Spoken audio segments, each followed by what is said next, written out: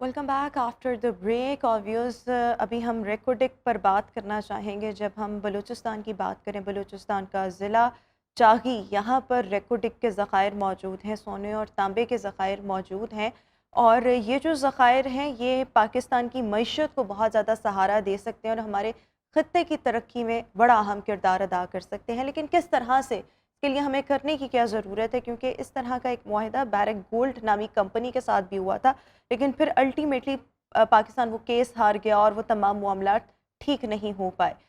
ریکوڈک کا جو منصوبہ ہے، یہ جو ذخائر ہیں، یہ پاکستان کی ترقی میں کیا کردار ادا کر سکتے ہیں؟ اس کے لیے پاکستانیوں کو کیا کرنے کی ضرورت ہے؟ حکومتی سطح پر کیا اقدامات ہونے کی ضرورت ہے؟ اس پر گفتگو کرنے کے لیے ہمارے ساتھ چیئرمین عطیر الاسلام ٹریڈنگ شاہد گچی صاحب شو میں موجود ہیں. شاہد صاحب، بہت شکریہ آپ کے وقت کا. جب ہم ریکوڈک پروجیکٹ کی بات کرتے ہیں تو اس سے پاکستان کی اکانومی بہتر ہو سکتی ہے، اس سے خطے کی ترقی جو ہے اس میں بھی ایک کردار ادا کر سکتے ہیں، لیکن اس کے لیے ہم لوگوں کو کرنے کی کیا ضرورت ہے؟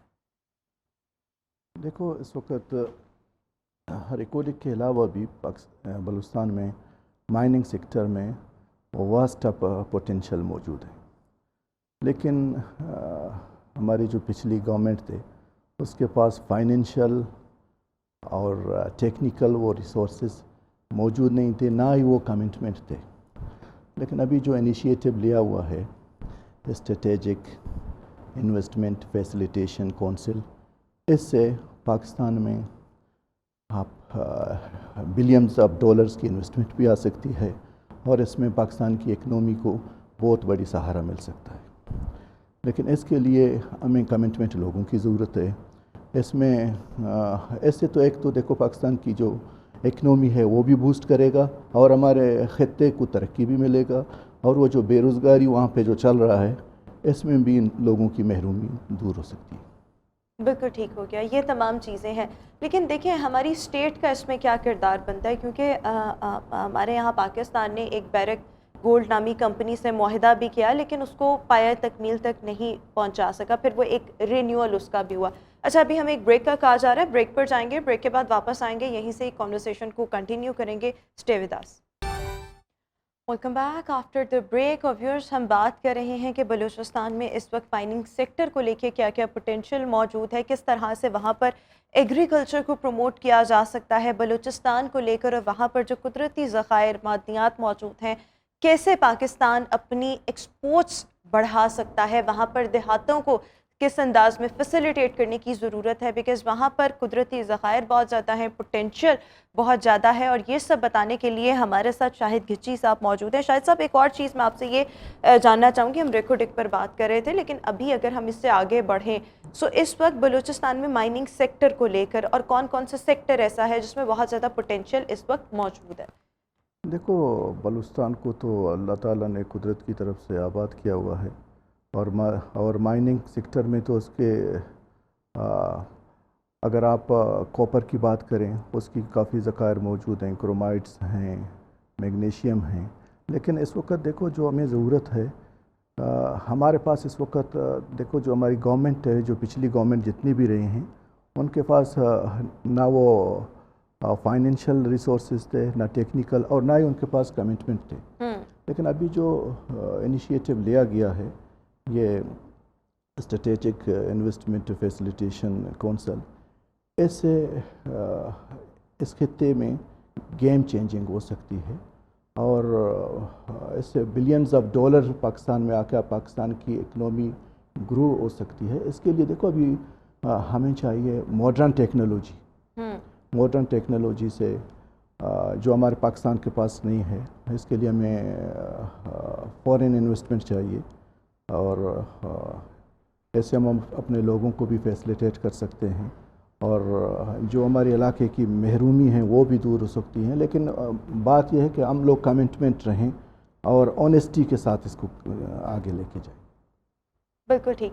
اچھا، اس سب کے ساتھ ساتھ ابھی آپ بریک میں بتا رہے تھے کہ مکران اگر ہم بات کریں وہاں پر فشریز کا بہت زیادہ پوٹینشیل موجود ہے، وہ ہم چیزیں کس طرح سے بہتر کر سکتے ہیں، کس طرح سے وہاں پر فشریز کو پروموٹ کیا جا سکتا ہے؟ دیکھو، فشریز ہمارے فشریز بھی ہماری اکنامی کو بوسٹ کرنے میں بہت اچھی رول ادا کر سکتی ہے، لیکن اس کے لیے بھی ورلڈ کلاس جو اسٹوریج ہیں، ورلڈ کلاس ایکسپورٹ کوالٹی ہمیں بنانے کی ضرورت ہے. اس کے لیے بھی ہمیں انویسٹر کی ضرورت ہوتی ہے. بالکل ٹھیک.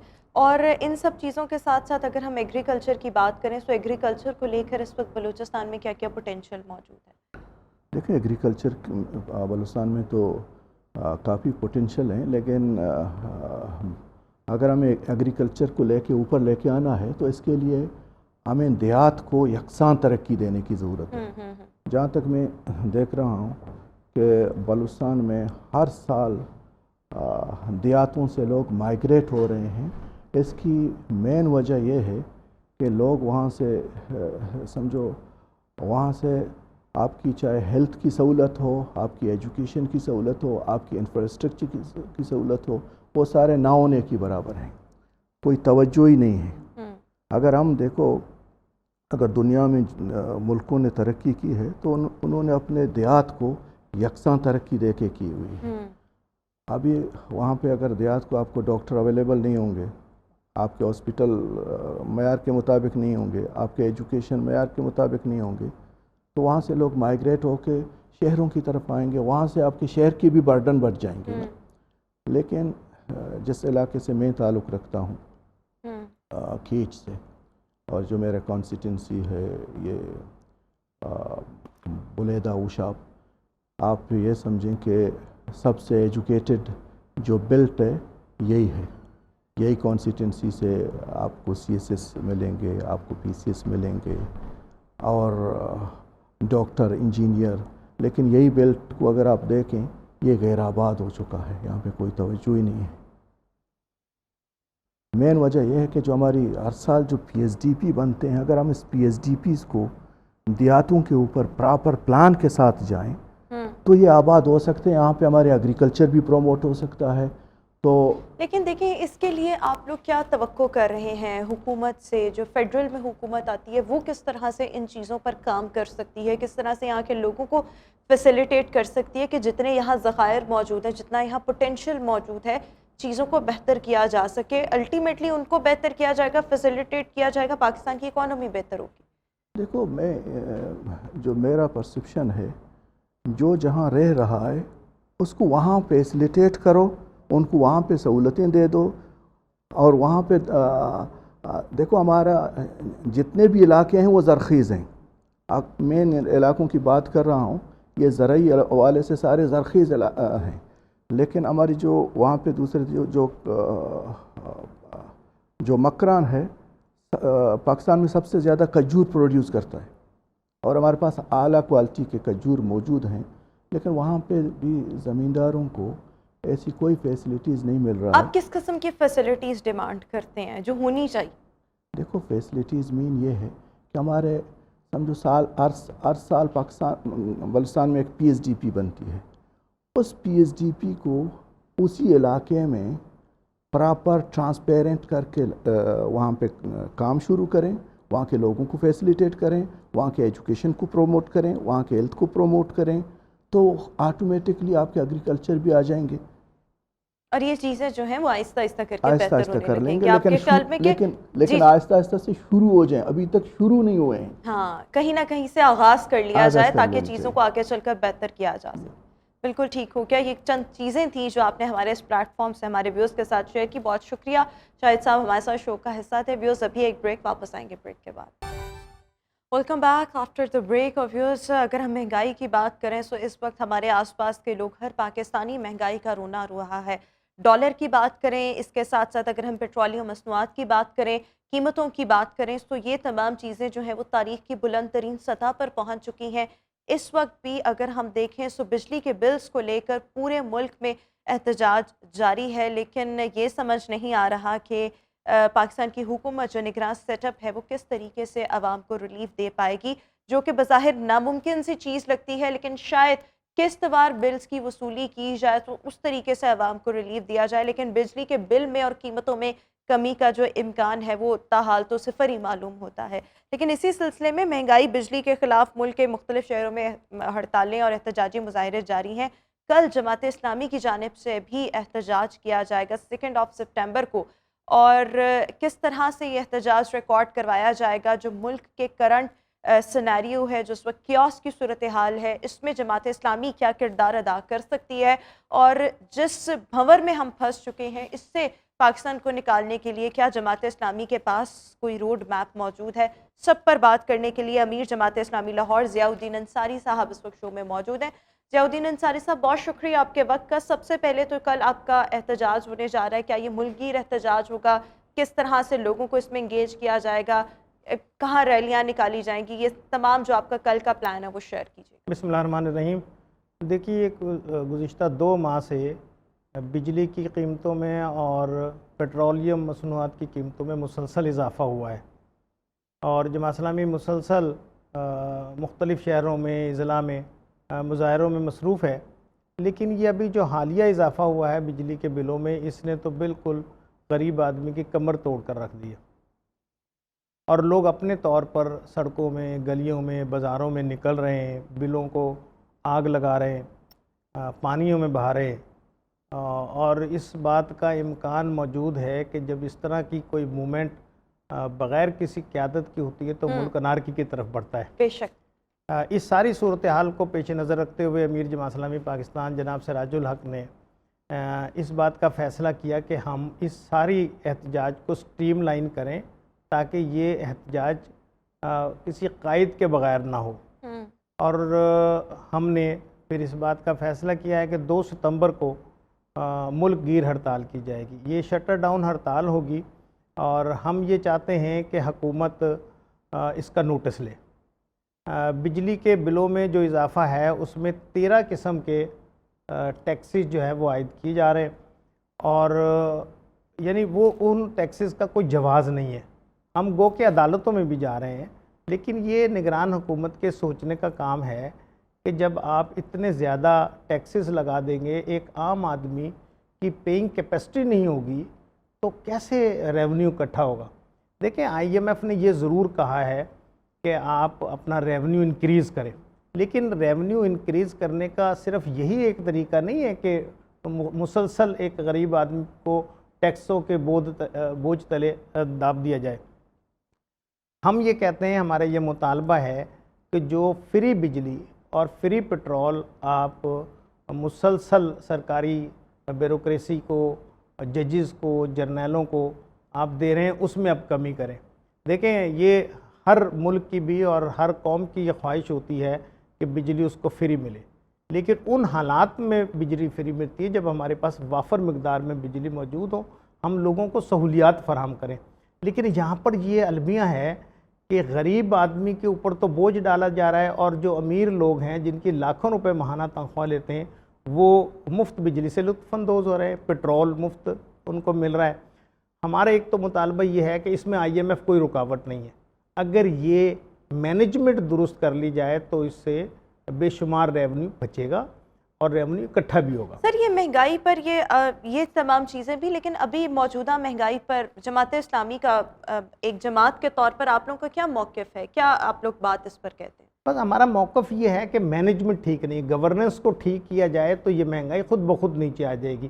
دیکھیں، یہ ابھی آئی پی پیز کی میں ذکر کرتا چلوں کہ آئی پی پیز میں آپ یہاں پر پاکستان میں ان سے بجلی خرید رہے ہیں، فرنس آئل آپ دیتے ہیں، آپ ڈالر میں خریدتے ہیں، روپوں میں آپ ریونیو اکٹھا کر لیں، لیکن آئی پی پیز کے مالکان کو آپ ڈالرز میں قیمت ادا کر رہے ہیں، اور ایسے ناجائز معاہدے ہیں، یعنی بین الاقوامی تجارتی اصولوں کے خلاف معاہدات کیے گئے، اور تمام حکومتیں اس میں شامل ہیں۔ کچھ حکومتیں نے اس جب کی یہ ابتدا معاہدے کی، ہوئے تھے تو کون کون برسر اقتدار یہ تھا؟ مسلم لیگ پیپلز پارٹی کی حکومت نے اس کو شروع کیا تھا، اور مسلم لیگ کی حکومت نے اس کو کنٹینیو کیا ہے، بالکل۔ اور عمران خان صاحب نے بھی اس کی کنٹینیوشن میں کردار ابھی ادا کیا کیا۔ کچھ ہو سکتا ہے جنہوں نے یہ معاہدے کیے؟ کیا ان سے پوچھ گچھ ہو سکتی ہے، اور کیا معاہدوں کو رینیو کیا جا سکتا ہے؟ کیونکہ ہم تو ایسی چیزوں کے متحمل نہیں ہو سکتے، عوام کی چیخیں نکل گئی ہیں۔ دیکھیں، میں بائی پروفیشن وکیل ہوں، میں یہ بات سمجھتا ہوں کہ کسی معاہدے کے 2 فریقین میں سے اگر ایک فریق اس معاہدے کو ختم کرنا چاہے تو ایک مخصوص مدت کا نوٹس دے کر اس کو ختم کیا جا سکتا ہے۔ اس لیے یہ جو کہتے ہیں کہ جی ہم مجبور ہیں، کوئی مجبوری نہیں ہے، نگران حکومت بھی یہ کام کر سکتی ہے۔ عوام کی فلاح کے لیے جو بھی اقدام کیا جائے گا عوام ویلکم کریں گے اسے۔ تو یہ معاہدے منسوخ ہو جائیں تو دیکھیں زر مبادلہ کی اس وقت ملک میں کمی ہے، ہمارے کاروباری تاجر حضرات جو ہیں وہ ایل سی نہیں کھول پا رہے ہیں، تو یہ زر مبادلہ اکٹھا ہوتا ہے، اوورسیز پاکستان میں بیچتے ہیں اور یہ آئی پی پیز کو دے دیتے ہیں۔ تو ان معاہدوں کو ختم کیا جانا چاہیے، جو مفت بجلی دی جا رہی ہے اس کو روکنا چاہیے، اس کو ختم کیا جانا چاہیے، یہ تجاویز ہے۔ پھر دوسرا یہ ہے کہ دیکھیں ابھی ڈیم بنانا تو 10 سال 15 سال کا کام ہے نا، اس پہ تو متفق ہی نہیں قوم ہو سکی ابھی تک۔ ہم یہ کہتے ہیں کہ ہائیڈل پاور جو ہے اس کے اوپر منتقل کیا جائے، سولر انرجی جو ہے اس کو رائج کیا جائے، لوگوں کو اس سلسلے میں سہولیات دی جائیں۔ واپڈا سولر انرجی جو استعمال کرتے ہیں ان کے ساتھ جو معاہدات کرتا ہے اس میں بھی بددیانتی نظر آتی ہے اور ڈسکریج کیا جاتا ہے، اور اس لیے ڈسکریج کیا جاتا ہے کہ یہ جو آئی پی پیز ہیں یہ کک بیکس دیتے ہیں، اور تمام سیاستدان جو سابقہ حکمران ہیں اس میں تمام پارٹیوں کے لوگ موجود ہیں، ان سے کک بیکس وصول کرتے ہیں، اس لیے متبادل انرجی کا تو بندوبست نہیں کیا جا رہا۔ بالکل ٹھیک ہے، تمام آپ نے چیزیں بتا دی، لیکن اس کے ساتھ ساتھ اگر ہم کل کے احتجاج کو دیکھیں اس وقت کس انداز میں یہ احتجاج ریکارڈ کروایا جائے گا، اور یہ جو آپ نے مینجمنٹ کی بات کی ہے اور یہ تمام جو چیزیں آپ مینشن کر رہے ہیں، اوبویسلی آپ کے بھی حکومت میں سٹیکس ہیں اور آپ لوگوں کے لوگ بھی جا کر ملتے ہیں، کیا یہ چیزیں کبھی پریزنٹ کی گئی ہیں، اور اگر کی گئی ہیں تو آگے سے باقی جماعتوں کا کیا رسپانس آتا ہے؟ دیکھیں سینٹ میں اس وقت جماعت اسلامی کا ایک سینیٹر مشتاق احمد خان موجود ہیں، ہر موضوع پر انہوں نے وہاں پر بات کی ہے، اپنی آواز پہنچائی ہے، تحریری طور پر بھی پہنچائی ہے، زبانی بھی پہنچائی ہے، شور بھی مچایا ہے، بات کو سمجھانے کی بھی کوشش کی ہے، لیکن کوئی حکومت ان سارے جو ہماری تجاویز ہیں ان کو سننے کے لیے تیار نہیں ہے۔ میں تو یہ سمجھتا ہوں کہ بالکل روبوٹ کی طرح یہ حکومت کام کر رہی ہے۔ دیکھیں ایک ہفتے سے بجلی کے زائد بلوں پر شور مچایا جا رہا ہے، 2 ستمبر کی کال دے دی گئی ہے، ملک گیر ہڑتال ہوگی، لیکن حکومت کے کان پر جوں تک نہیں رینگ رہی، اور ابھی جو ہے وہ پٹرول کی قیمتوں میں بے پناہ اضافہ کر دیا گیا، اور اس کا نتیجہ یہ ہوگا کہ لوگوں کی پیئنگ کیپیسٹی ختم ہوگی، گاڑیوں میں پٹرول جو ہے وہ نہیں ڈلوا سکیں گے، موٹر سائیکلیں نہیں چلا سکیں گے، ٹرانسپورٹ کے کرایوں میں اضافہ ہو جائے گا، موومنٹ کم ہو جائے گی، ویسے ہی ہم اکنامیکلی بدحالی کا شکار ہیں، مزید بدحالی ہمارے اوپر ایک بوجھ بن کر آ جائے گی۔ بالکل ٹھیک آپ کہہ رہے ہیں سر، لیکن اس وقت دیکھیں یہ نگراں سیٹ اپ ہے، اسی لیے انتخابات بر وقت ہونا بہت زیادہ ضروری ہے تاکہ یہ پتہ لگے کہ کون سی حکومت یہ کری، کیونکہ نگراں سیٹ اپ کوئی سٹیکس نہیں ہے ان کے، وہ ایک مختصر پیریڈ کے لیے آئے ہیں اور انہوں نے یہ کام کر کے چلے جانا ہے، وہ کچھ نہیں کر سکتے، نہ وہ پالیسیز دے سکتے ہیں، یہ تمام کام اب کرنا ہے جو انتخابات کے نتیجے میں حکومت آئے گی، لیکن اس کے لیے there is a way to go, there is a long way to go, ابھی ہمیں انتظار کرنا ہے۔ رائٹ ناؤ اگر ہمیں غریب آدمی کی بات کریں تو وہ اس وقت چیخ رہا ہے، لوگوں کی پیئنگ کیپیسٹی بھی ختم ہو چکی ہے، لوگ اس وقت بھوکے مر رہے ہیں، لوگوں کے پاس کھانے کو بھی کچھ نہیں ہے۔ آپ کو کیا لگتا ہے امیڈیٹلی کمزور طبقات کے لیے کیا ہمیں کرنے کی ضرورت ہے؟ دیکھیے میں یہ بات تسلیم نہیں کرتا کہ یہ حکومت جو ہے یہ کچھ کر نہیں سکتی، وہ یہ کہتی ہے کہ ہمارے پاس اختیارات نہیں ہیں، جب ان سے کوئی ریلیف لینے کی عوام بات کرتی ہے تو وہ کہتے ہیں اختیارات نہیں ہیں، جب پٹرول کی اور بجلی کی قیمتوں میں اضافہ کرنے کا ان کے پاس اختیار حاصل ہے تو کم کرنے کا بھی اختیار حاصل ہے نا، یہ تو کامن سینس کی بات ہے جی، یہ بات تسلیم نہیں کی جا سکتی کہ ہمارے پاس کوئی اختیار نہیں ہے۔ اب وزیر اعظم صاحب جو ہیں وہ بالکل روبوٹ محسوس ہوتے ہیں، وہ یہ کہتے ہیں کہ مہنگائی تو ضرور ہو گئی ہے لیکن اتنی مہنگائی نہیں ہوئی ہے کہ پہیہ جام ہڑتال ہو۔ اب گزارش یہ ہے ہم تو وہ لوگوں کی تکلیف محسوس نہیں نہ کر سکتے جن کو ہر طرح کی مراد خود ملی۔ جی ہاں، میں وزیر اعظم صاحب سے یہ گزارش کرتا ہوں کہ جناب آپ سوچ سمجھ کر اقدامات کریں۔ اگر یہ ابھی دیکھیں ہم نے اس طرح کا کوئی اعلان نہیں کیا کہ لوگ بجلی کے بل ادا نہ کریں، اور یہ بہت خطرناک کام ہوگا۔ اگر لوگ بجلی کے بل ادا نہیں کریں گے تو پھر یہ بجلی جس میں ہم بیٹھے ہوئے ہیں یہ ہمیں نہیں مل سکے گی، ہم بالکل ایک اندھیرے میں چلے جائے گا پوری قوم۔ ہم یہ چاہتے ہیں کہ یہ احتجاج اس کو سٹریم لائن کیا جائے۔ ابتدائی طور پر صرف شٹر ڈاؤن ہڑتال ہے، اگر یہ حکومت نے اس پر کوئی اقدامات نہ کیے، عوام کو ریلیف نہ دیا تو یہ پھر احتجاج آگے سر بڑھے گا۔ اقدامات کے لیے اور ریلیف کے لیے 48 گھنٹوں کا وقت تو مانگا گیا ہے، لیکن دیکھیں اگر آپ جس طرح سے کہہ رہے ہیں کہ اگر چیزوں کو سٹریم لائن نہ کیا گیا یا اس طرح، ابھی تو شٹر ڈاؤن ہڑتال ہے، اگر یہ نہیں کیا جاتا تو what would be your next strategy? پھر آپ آگے کیا کریں؟ دیکھیں پھر تو یہ لڑائی ہے نا جی، جھگڑا ہی ہے، اور ہم یہ سمجھتے ہیں کہ یہ ملک اب کسی جھگڑے کا، کسی بدامنی کا متحمل نہیں ہو سکتا۔ ہمیں اس میں کردار ادا کرنا ہے، ہم نے لوگوں کو پرامن رکھنا ہے، ہر صورت میں لوگ پرامن ہوں گے تو عوام کو ریلیف ملے گا۔ اگر عوام امن سے باہر نکل گئے اور لڑائی کی طرف چلے گئے، ہنگاموں کی طرف چلے گئے، انارکی پیدا ہوگی تو ملک مزید بدحالی کا شکار ہوگا، مزید معیشت جو ہے وہ کمزور ہوتی چلے جائے گی، اور وہ جو یہ کہا جاتا ہے نا کہ ملک ڈیفالٹر کی طرف جا رہا ہے، تو ملک تو پھر ڈیفالٹر کی طرف بڑی تیزی کے ساتھ جائے گا، بھاگ کر جائے گا، دوڑ کر جائے گا۔ اس لیے ہم حکمرانوں سے یہ کہتے ہیں کہ ہوش کے ناخن لیں۔ 3 روز وفاقی کابینہ بیٹھی ہے اور 3 روز میں کوئی فیصلہ نہیں کر سکے، بھئی آپ کا کیا اختیار ہے؟ پھر آپ نے حلف اٹھایا ہوا ہے۔ ان کا اختیار، وہ کہتے ہیں ہمارے ہاتھ بندھے ہوئے ہیں، وہ کس طرح سے ریلیف دیں گے کہ تمام اجازتیں آئی ایم ایف سے مشروط ہیں؟ سر اچھا دیکھیے اس میں بھی میرا اختلاف ہے۔ دیکھیے آئی ایم ایف جو ہے وہ یہ نہیں کہتی کہ آپ عوام کے اوپر ٹیکس لگائیں۔ آئی ایم ایف کا مطالبہ یہ ہے کہ اتنا ریونیو آپ کا اکٹھا ہونا چاہیے، آپ ریونیو اکٹھا کرنے کے لیے عوام پر بوجھ ڈالتے ہیں۔ ہمارا مطالبہ یہ ہے کہ عوام پر بوجھ نہ ڈالیں، آپ جو مفت بجلی اور مفت پٹرول دے رہے ہیں بیوروکریسی کو، اس کو ختم کریں، اس کو روکیں۔ اچھا ایک اور بات ہے، دیکھیں لائن لاسز جو ہیں وہ بڑی تیزی کے ساتھ بڑھ رہے ہیں، اور یہاں پر 10-11% ہوتے ہیں، 32%، 35% تک کچھ علاقوں میں لائن لاسز ہیں۔ یہ تو آئی ایم ایف نے نہیں روکا ہوا کہ آپ اس کو ختم کریں، آپ کریک ڈاؤن کریں۔ آپ وہ لوگ جو کنڈا لگا کر بجلی استعمال کر رہے ہیں، یہ حکومت کا کام ہے۔ حکومت اگر یہ اس کو نہیں روک سکتی تو پھر حکومت کا اور کیا کام ہے؟ آپ نے کس بات کا حلف پڑا ہوا ہے؟ اور نگران حکومت یہ کام کر سکتی ہے، کرنے کی اہلیت رکھتی ہے، صلاحیت رکھتی ہے، لیکن ول ہونے کی ضرورت ہے، ان کے پاس ول نہیں ہے۔ بالکل ٹھیک ہو گیا، لیکن آپ کے خیال میں یہ چیزیں بہتر ہو سکتی ہیں، عوام پر بوجھ نہ ڈالا جائے، لیکن جو بیوروکریسی اور اشرافیہ کی مرات ہیں ان کو ختم کیا جائے، کم بھی نہ کیا جائے، ان کو ختم کیا جائے، کیونکہ پاکستان میں حالات اس وقت بہت برے ہیں۔ اور جو آپ نے بھی ابھی جس طرح سے کوٹ کیا نگراں وزیر اعظم صاحب کا سٹیٹمنٹ، ایسی باتیں سن کے بندہ حیران رہ جاتا ہے کہ جنہوں نے ٹھنڈے کمروں میں بیٹھنا ہے، جنہوں نے فیصلے بھی ٹھنڈے کمروں میں بیٹھ کے کرنے ہیں، وہ عوام کی تپش کو اور عوام کے مسائل کو کیا سمجھ سکتے ہیں۔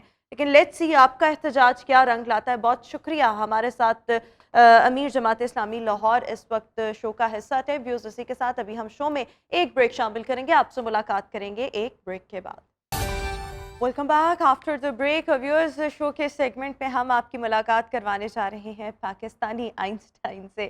ماہنور چیمہ اس وقت ہمارے ساتھ موجود ہوں گی اور غیر معمولی ذہنی صلاحیت کی حامل ہیں ماہنور چیمہ، اور پاکستانی نیاد ہیں، برطانیہ میں رہتی ہیں، اور برطانیہ میں general certificate of secondary education کے امتحان میں انہوں نے نیا ریکارڈ قائم کیا ہے۔ 34 مضامین کا انہوں نے امتحان دیا، جس میں سب کے سب میں اے اسٹار گریڈ انہوں نے حاصل کیے۔ 10 جو اس میں ایگزامینیشن تھے وہ انہوں نے ایگزام اسکول کی طرف سے دیے، باقی جو 24 تھے وہ انہوں نے بطور پرائیویٹ کینڈیڈیٹ یہ اپیئر ہوئیں، اور سب میں ان کے اے گریڈ ہیں۔ سو اس وقت ہمارے ساتھ ماہنور چیمہ موجود ہے۔ ماہنور تھینک یو سو مچ۔ ماہنور، سب سے پہلے تو اتنی زبردست اچیومنٹ، جب یہ رزلٹ اناؤنس ہوا اور آپ کے اسٹریٹ ایز تھے سب میں 34 سبجیکٹس میں، سو آپ کے جذبات کیسے تھے؟ آپ کے پیرنٹس کے کیا جذبات تھے؟ First of all, thank you so much for having me on the show. Thank you for your kind words. میں بہت خوش تھی کہ میں نے اپنا ایک ٹارگیٹ سیٹ کر کے وہ ٹارگیٹ اچیو کر لیا ہے، اور over the past 5-6 days I am very thankful کہ پورے پاکستان نے، میرے ملک نے اتنی میرے ساتھ سیلیبریشن کی ہے اور میرے سکسیس کو، اچیومنٹ کو اتنا سیلیبریٹ کیا ہے۔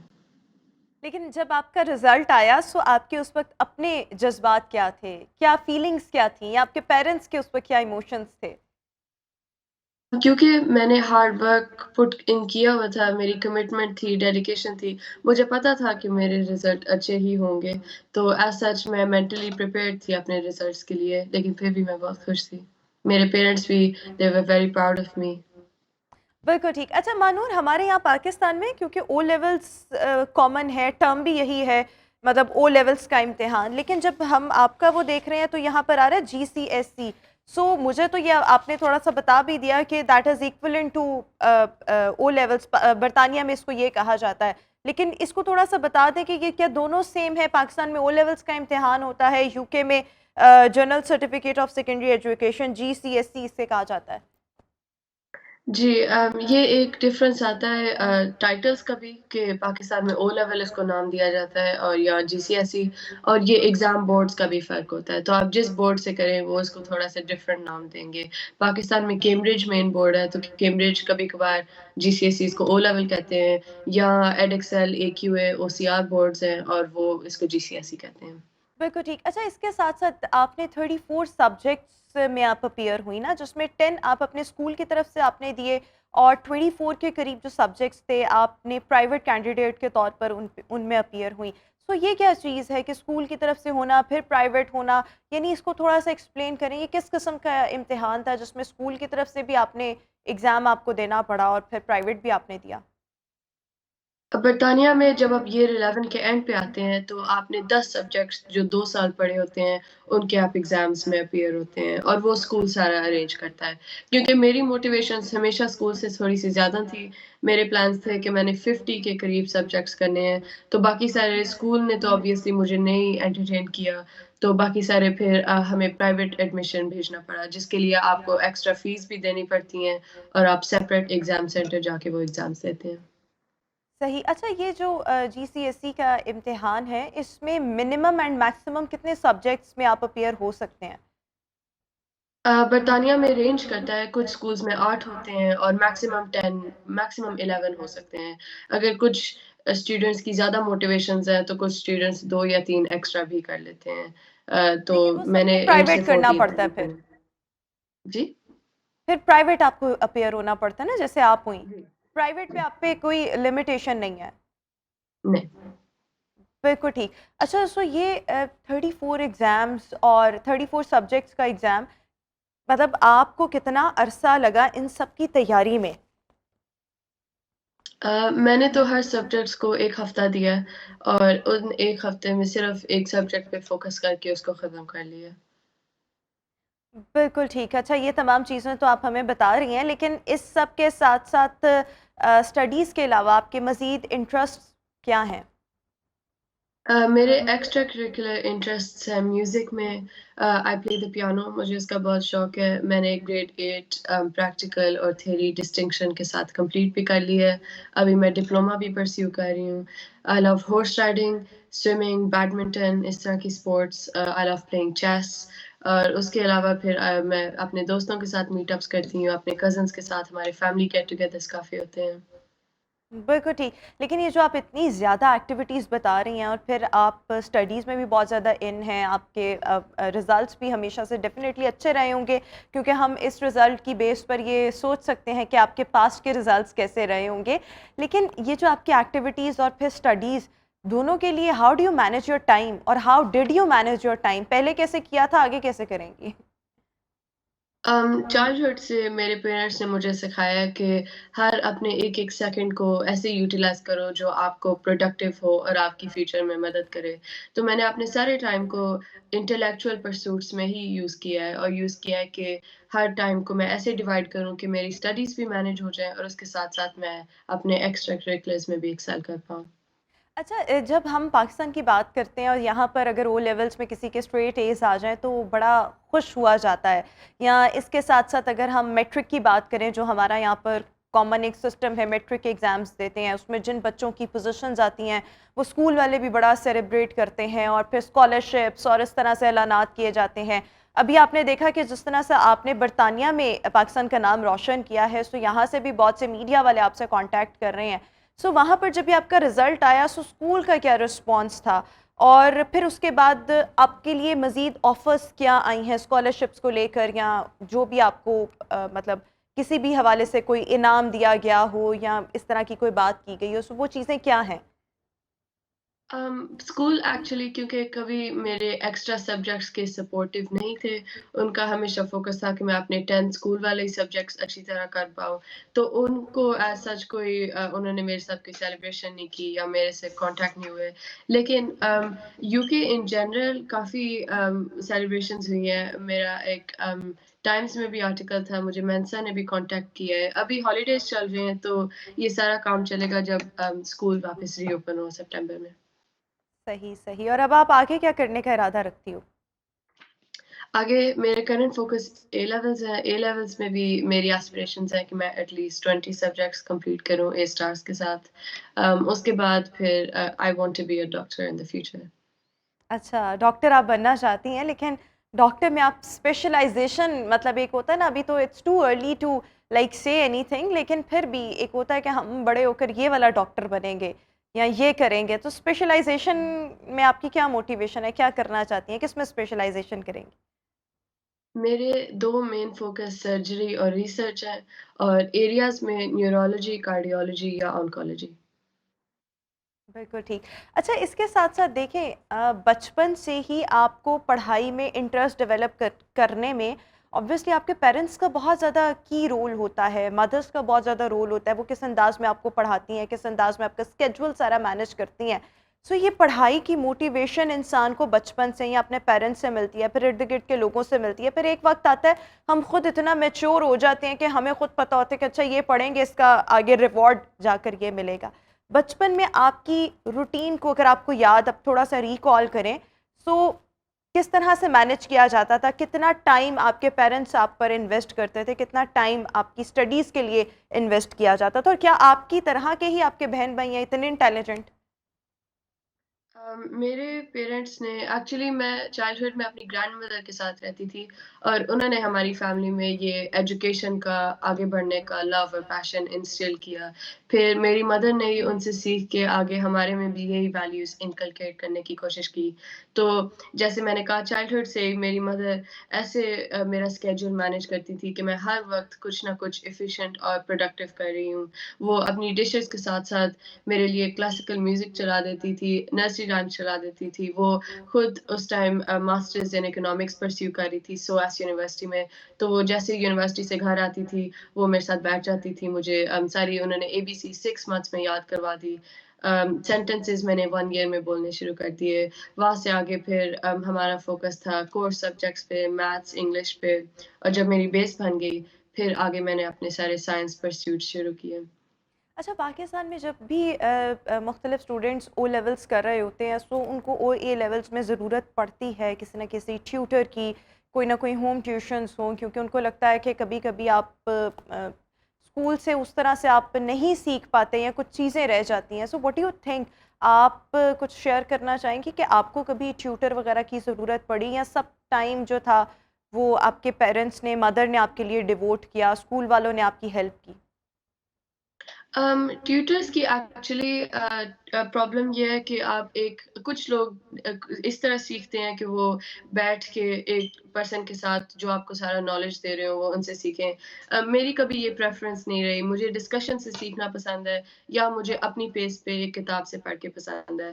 तो ट्यूशन में मेरा कभी इस तरह मुझे नीड भी नहीं हुई क्योंकि मैं और मेरी मदर बैठ के सारे सब्जेक्ट्स इकट्ठे कवर कर लेते हैं और ना ही मुझे इस तरह लर्निंग का इंटरेस्ट है।